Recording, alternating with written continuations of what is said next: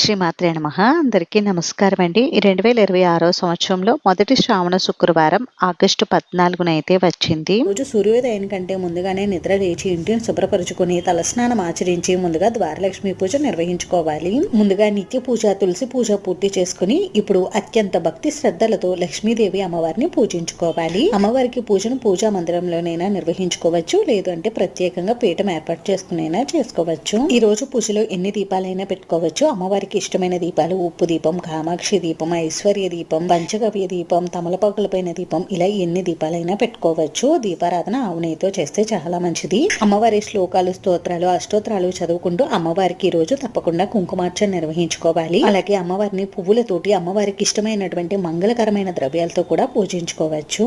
పూజ పూర్తయిన తర్వాత అమ్మవారికి ధూపం, దీపం, నైవేద్యం సమర్పించాలి. నైవేద్యంగా అమ్మవారికి పాలతో చేసిన నైవేద్యాలు కానీ, లేదు అంటే ఏవైనా ప్రత్యేకమైన నైవేద్యాలు కానీ